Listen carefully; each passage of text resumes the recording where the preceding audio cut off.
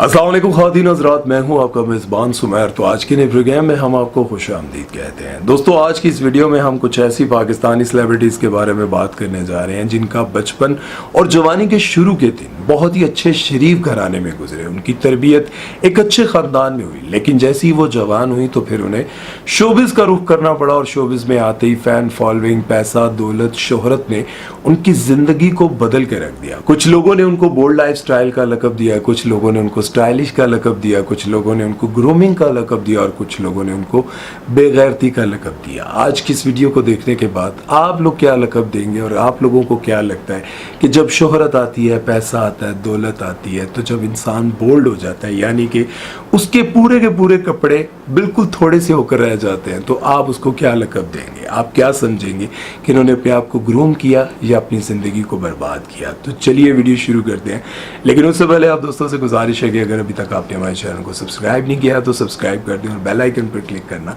हरगिज़ मत भूलिएगा। तो चलिए वीडियो शुरू करते हैं। सबसे पहले हम एक ऐसी एक्ट्रेस के बारे में बात करेंगे जो किसी तारुफ की मोहताज नहीं और आप सभी उनको बहुत ज़्यादा पसंद भी करते हैं और उनको बहुत अच्छे से भी जानते हैं, जिनका नाम है सहर खान। सहर खान को आप पाकिस्तान के बड़े बड़े ड्रामों में बड़े बड़े किरदार अदा करते हुए देखते हैं, लेकिन इनकी ज़िंदगी और इनकी हिस्ट्री के बारे में जानकर आप सभी बड़े हैरान होंगे और किस तरह से इन्होंने अपनी ज़िंदगी में बदलाव लाया।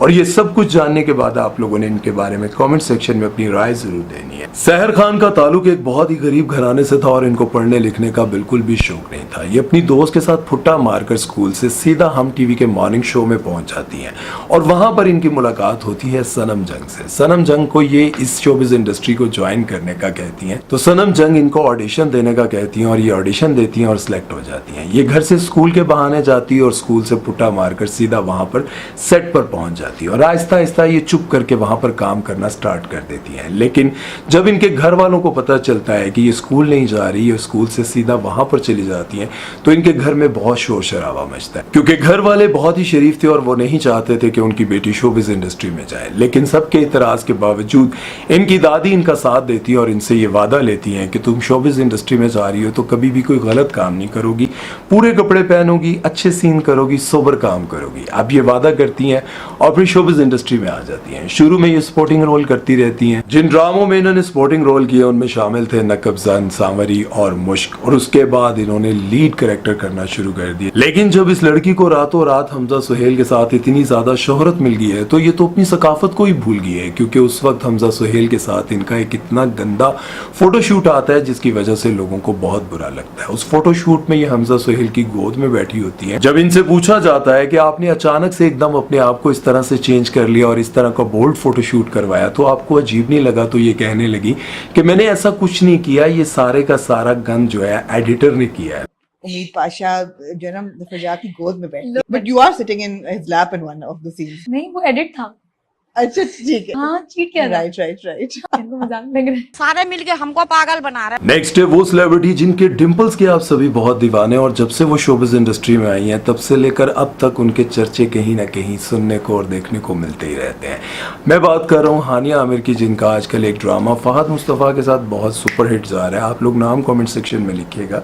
उनको आप लोगों ने बहुत सारे ड्रामों में देखा और उनका लाइफस्टाइल देखते हैं और उनके पास इतना पैसा, घूमना फिरना सब कुछ आप देखते हैं, लेकिन उनकी हिस्ट्री के बारे में अगर आप जानेंगे तो आप हैरान हो जाएंगे। हानिया आमिर के वालिदैन की बचपन में ही डिवोर्स हो जाती है और ये अपनी वालदा के साथ अपने ननिहाल शिफ्ट हो जाती हैं और वहाँ पर इनके मामू इनको सपोर्ट करते हैं। वो बहुत ही अच्छी पढ़ी लिखी और शरीफ फैमिली होती है, लेकिन फिर क्या होता है कि टिकटॉक आ जाती है। टिकटॉक जैसे पहले डब स्मैश थी, वहाँ पर हानिया आमिर छुप कर फनी वीडियोस बनाया करती थी और फिर आहिस्ता आहिस्ता इतनी ज़्यादा फेमस हो गई कि एक बहुत बड़े डायरेक्टर की इनको कॉल आ जाती है कि आपको हम फिल्म जनान में एक रोल देना चाह रहे हैं। हानिया आमिर के लिए ये बहुत बड़ी बात थी और इन्होंने जब अपनी फैमिली के साथ बात की तो उनको मजाक लग रहा था, लेकिन इन्होंने जब सीरियस होकर सबको बताया कि मैं फिल्म में काम करने जा रही हूँ तो इनके मामू को बहुत गुस्सा आया। अब जाहिर है कि एक शरीफ खानदान से ताल्लुक रखने वाले शख्स को कभी भी अच्छा नहीं लगेगा कि उसकी भांजी एक फिल्म में काम करने जा रही है, और फिल्म में काम किस तरह के होते हैं, किस तरह के सीन्स होते हैं, ये आप सभी बहुत अच्छी तरह जानते हैं। इनके मामू और इनकी फैमिली के दरमियान बहुत बड़ा झगड़ा होता है और उसके बाद हानिया आमिर उनको ये कहती है कि आप जो हम पर खर्च करते हैं इसकी वजह से हम पर हुक्म चलाते हैं, तो आप हम पर आज के बाद कोई पैसा ना खर्च करें, मैं अपनी माँ और अपनी बहन को खुद ही पाल लूंगी, इसलिए हम आपका घर छोड़कर जा रहे हैं। और फिर हानिया आमिर एक बहुत ही अच्छे और शरीफ घराने में परवरिश पाने के बावजूद भी शोबिज़ शोबिज इंडस्ट्री में जाती हैं और इतनी बोल्ड हो जाती हैं कि आए दिन इनका एक नया बॉयफ्रेंड और एक नई कहानी सामने आती है। और कभी ये बहुत बड़े एक डायरेक्टर प्रोड्यूसर वजाहत रऊफ के बेटे के ऊपर लेटकर वीडियो बना रही होती हैं और बाद में जब वायरल होती है और बहुत लोग तनकीद करते हैं और फिर ये कहती हैं कि वो तो मेरा भाई है और मैं उसके साथ ऐसी। हालांकि सगे भाई के साथ भी जब इंसान बालिग हो जाता है तो इस्लाम मना फरमाता है। और फिर हानिया आमिर इतनी बोल्ड और इतनी कामयाब हो गई कि उन्होंने कभी पीछे मुड़कर भी नहीं देखा कि जिस मामू ने इनको पाला पोसा, इनको सपोर्ट किया, उसकी तरफ देखना तो क्या उनका कभी हाल भी नहीं पूछा। इस बारे में आप क्या कहेंगे? चलते हैं नेक्स्ट सेलिब्रिटी की तरफ और बात करते हैं अमर खान के बारे में। अमर खान को तो आप सभी देखते हैं कि वो बहुत बड़ी स्टार हैं, बड़े बड़े ड्रामों में आती हैं, लेकिन आप उनकी हिस्ट्री के बारे में शायद नहीं जानते और ना ही जानते हैं कि वो किन की बेटी है। पीटीवी के दौर में आपने एक बहुत ही कमाल एक्ट्रेस देखी होंगी जिन्होंने चंगड़ी, गुर्बत और इस तरह के किरदार बड़े कमाल के किए हैं, जिनका नाम है फरिया जबीन। इनको आप लोगों ने बहुत सारे पीटीवी के ड्रामों में देखा होगा और लोग इनको बहुत ज्यादा पसंद भी करते थे। ये इनकी बेटी है। अमर खान की कहानी भी कुछ ऐसी है कि इनके वालिदैन की बचपन में ही डाइवोर्स हो गई थी और इन्होंने बचपन और जवानी अपने ननिहाल में गुजारी और इनके यहाँ बहुत गुर्बत थी, लेकिन इनकी वालदा ये चाहती थी कि मेरी बेटी अच्छा पढ़ लिख कर कोई मकाम हासिल करे।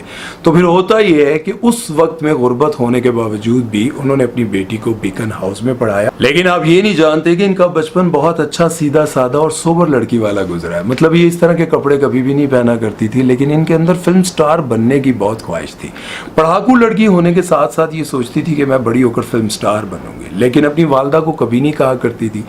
लेकिन जब बड़ी हुई और कुछ बनने का वक्त आया तो पहले इन्होंने थिएटर का रुख किया, फिर टीवी का और फिर फिल्म का, और उसके बाद फिर ये ऐसी बोल्ड हुई कि सबको पीछे ही छोड़ दिया और इन्होंने ये साबित कर दिया कि मेरी वालदा जितनी मर्जी डिसेंट, और वो अब तक बहुत डिसेंट और सोबर है, लेकिन इन्होंने ये साबित कर दिया कि भाई मैं बीकन हाउस में पढ़ी हूँ, मेरी जिंदगी और मेरा लाइफस्टाइल तो बिल्कुल अलग है। अब हम बात कर लेते हैं सज्जल अली की, जिनके बारे में मैं आपको पहले भी कई बार बता चुका हूँ कि इनके वालिद ने दूसरी शादी कर ली थी और ये लाहौर में रहा करते थे। फिर इनकी वालदा ने अपने शोहर से अलहदगी इख्तियार करके अपने तीनों बच्चों को लेकर कराची आ गई। जब ये कराची आ गई तो अब जिंदगी कैसे गुजरती, क्योंकि लड़कियां 15-16 साल की थी और इनके पास पढ़ाई भी कोई खास नहीं थी। दर बदर की ठोकरें खाती खाती ये एक दिन हुमायूं सईद के एक सेट पर पहुंचती और वहां पर जाकर ऑडिशन देती और फिर इनकी जिंदगी में क्या बदलाव आता है पहले आप ये जान लें कि पहले इन्होंने ऑडिशन दिया और फिर वहां पर ये बहुत ही डिसेंट और दुपट्टा कर गई थी।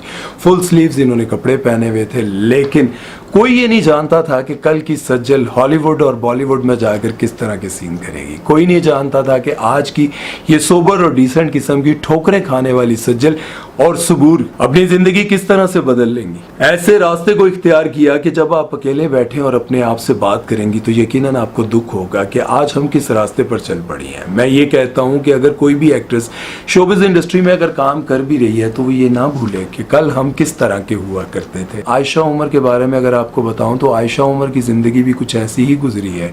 उनकी वालदा ने उनको वैन चलाकर बच्चों के स्कूल की पिक एंड ड्रॉप करके उनको पाला पोसा, पढ़ाया, बहुत अच्छे स्कूलों में पढ़ाया। और जब आयशा उमर बड़ी हुई तो उन्होंने अपनी वालदा को कहा कि मैंने शोबिज में काम करना है। तो उनकी वालदा ने कहा कि मैंने तुम्हें इतना अच्छा पढ़ाया लिखाया इसलिए नहीं था कि तुम शोबिज इंडस्ट्री में जाकर इस तरह के बेहुदा काम करो, लेकिन उन्होंने अपनी जिद बरकरार रखी और फिर वो शोबिज इंडस्ट्री में आ गई। और फिर उनके बाद आयशा उमर वो वाहिद ऐसी एक्ट्रेसेस हैं जिन्होंने अवार्ड शो में हादी कर दी। मतलब ऐसे ऐसे वो लिबास पहन कर आती हैं कि देखने वाला भी हैरान रह जाता है कि किस तरह से वालदा ने इनको पढ़ाया। मतलब एक माँ जो बाप बनकर पिक एंड ड्रॉप बच्चों को देती है और उससे पैसा कमाती है और फिर अपने बच्चों को पढ़ाती है लिखाती है और फिर वो बच्चे बड़े होकर इस तरह के काम करते हैं, तो फिर जाहिर है माँ के दिल में कहीं ना कहीं ये मलाल तो ज़रूर होगा कि मेरी बच्ची ये क्या कर रही है। लेकिन जाहिर है पैसा आता है, शोहरत आती है, दौलत आती है तो माँ बाप भी पिघल ही जाते हैं, कहते हैं चलो थोड़ा वक्त सुकून का तो गुजर ही जाएगा। लेकिन औलाद को ज़रूर सोचना चाहिए कि जिस दुनिया में हम रह रहे हैं ये हमेशा हमेशा के लिए नहीं है। इस दुनिया से हमने कूच कर जाना है और वापस लौट कर उस मकाम पर जाना है जहां हमने हमेशा हमेशा रहना है। उम्मीद है कि आज की वीडियो, आज का पैगाम आप लोगों को समझ आया होगा कि हमें इस दुनिया में हमेशा नहीं रहना। अपना ख्याल रखिएगा, दुआ में याद रखिएगा और सुमैर चौधरी को दीजिए इजाज़त। अल्लाह हाफ़िज़।